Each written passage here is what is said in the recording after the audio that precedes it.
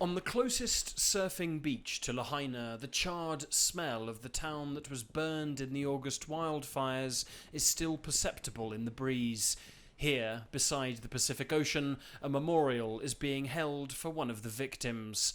Carol Hartley was killed in the blaze, and on the day that would have been her 61st birthday, her friends and relatives gathered to say goodbye. She went back in to save somebody and didn't think of herself, and that's who Carol was. So although we might be feeling all of these things, the most thing we feel is love and compassion for one another.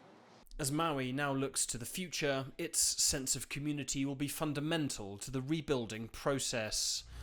Lahaina native Kaipo Kaikona is among those leading recovery efforts. This is an old proverb that's ikavama mua, ikavama hope, or the answers to our future lie in the past.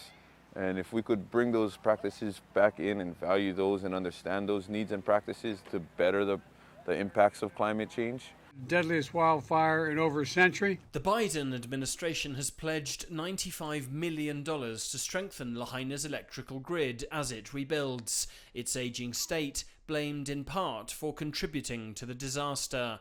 But with the local economy dependent on tourists who may now not come, local government leaders argue Maui needs much more help from Washington. We can put 100% of our efforts into the recovery, or we can put 100% of our efforts into hosting tourists. But if we try to do both, I don't think we'll do a good job at either. The tourists didn't only stay in West Maui, they went to all the areas and frequented all the businesses.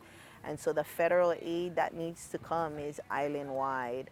As the recovery process begins, the community sees opportunities to build back better. You know, I was told a lot when growing up that Hawaii's going to change the world. Imagine if every property was built with solar power in that entire burn zone that we had. We would produce more power for our entire island just by rebuilding our town. I do say and believe that moving forward we can build this up better, you know. As the memorial finishes, the mourners paddle out to sea to form a surf circle, a final act of farewell to one friend among many who lost their lives in the tragedy.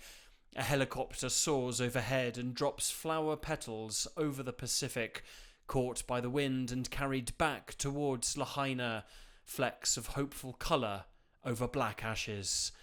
Alasdair Baverstock, CGTN, Lahaina, Hawaii.